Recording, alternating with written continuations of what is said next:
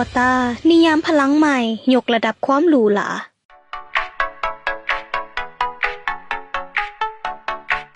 มื้อนี้เนาะพวกเขาใส่รถอวตารมาซากอยู่ที่ปั๊มปตท.รถก่อยเนาะซึ่งเป็นตู้ซากของบลูดอทเนาะของลาวธานีนั่นเองตอนนี้แบตเตอรี่ของรถอวตาร11เฮามีอยู่23%เฮามาเบิ่งนำกันว่า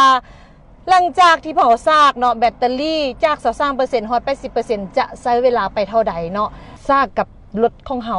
มันจะไวเท่าใดแล้วเฮามาคิดไรให้เบิ่งเนาะในตอนท้าย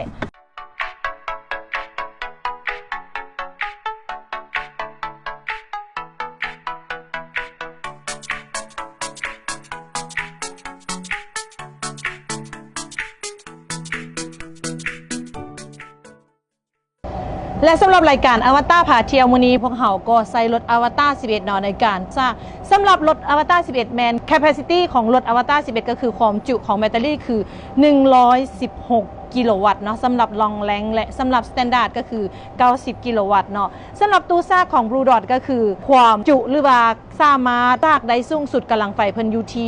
180สำหรับผู้ใดที่ว่ามีรถเนาะที่ว่ามี capacity หรือว่าความจุของแบตเตอรี่เนาะสูง100กิโลวัตต์ขึ้นไปน้อยแนะนำให้ซากอยู่กับตู้ซากของ Blue Dot เพราะว่ากำลังไฟที่สามารถส่งให้กับรถเนาะให้แบตเตอรี่ของพวกเราที่ว่ามี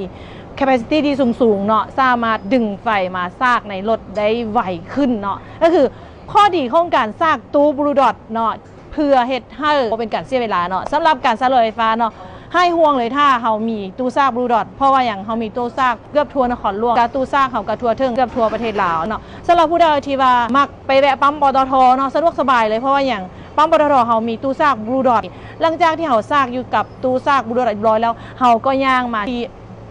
ไมซอนเนาะสำหรับในการซื้อเครื่องดื่มหรือว่ามานั่งพักผ่อนตากแอร์เย็นๆอยู่ใน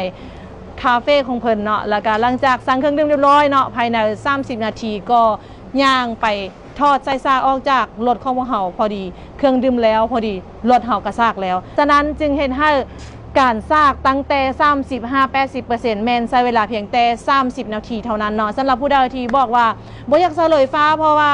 ใช้เวลาโดนในการสร้างเนาะที่จริงเราควรเลือกรถรุ่นที่สามารถรองรับการสร้างไหวได้ไหวเนาะมันจะเฮ็ดให้บ่เป็นการเสียเวลาเนาะประหยัดการสร้างของเราสำหรับผู้ใดที่สนใจอยากได้รถไฟฟ้าอวตารเนาะสามารถติดต่อทดลองขับได้ที่เบอร์นี้เลยหรือว่าสามารถเบิ่งรถของพวกเราอยู่ที่โชว์รูมของพวกเราได้เนาะบ๊ายบายแล้วอย่าลืมมาเจอกันและตอนนี้เครื่องดื่มของเราก็น่าจะได้เลยเขาเข้าไปเอาเครื่องดื่มกัน